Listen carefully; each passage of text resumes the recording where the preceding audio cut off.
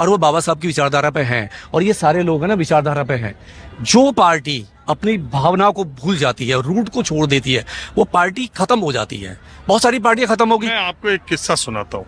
बताएं। बाबा साहब अम्बेडकर, भारत का संविधान लागू होने के बाद SC ST ये सबको जो रिजर्वेशन दिया गया, उसके बाद अपने निधन से कुछ ही दिन पहले वो आगरा में गए हुए थे।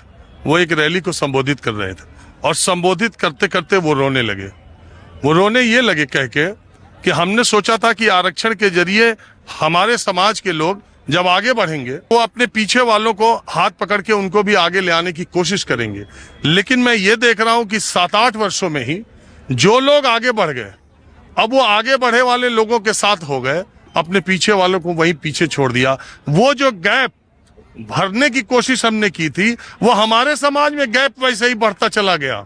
और इसके बाद वो रोने लगे और उनकी इसी बात को पढ़ करके और मान्यवर काशीराम ने DRDO की अपनी नौकरी में भगवान बुद्ध की जयंती के अवसर पर छुट्टी नहीं हो रही थी, लड़ाई लड़के छुट्टी ली और बाद में उन्होंने इसी बात का अध्ययन किया कि आखिर में जो पढ़े लिखे लोग जो रिजर्वेशन के जरिए अधिकारी और दूसरे बनते जा रहे हैं, वो अपने समाज के लोगों को वहीं छोड़ करके जो अधिकारियों का वो गुट में चले जा रहे हैं, वो खुद अधिकारी हो जा रहे हैं।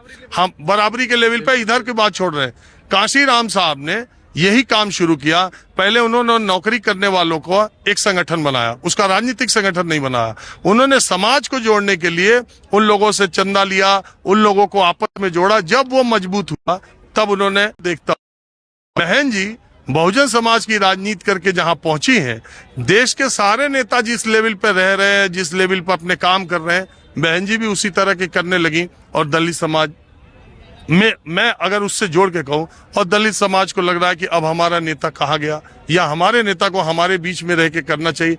ये बीच का गैप आप महसूस करते हैं या मैं गलत कह रहा हूं तो आप मुझको सही भी कह सकते हैं। देखिए, जो बाबा साहब ने कहा कि पढ़े लिखों ने धोखा दिया, जो कहा, ये सबसे पहले डिप्रेस क्लास को जो 14 लोगों को जो भेजा था बाबा साहब ने, जो जनरल कास्ट को मतलब डिप्रेस क्लास में बाहर विदेश के लिए जाना होता था, वो बाबा साहब ने जनरल से छीन के 14 लोगों को बाहर भेजा।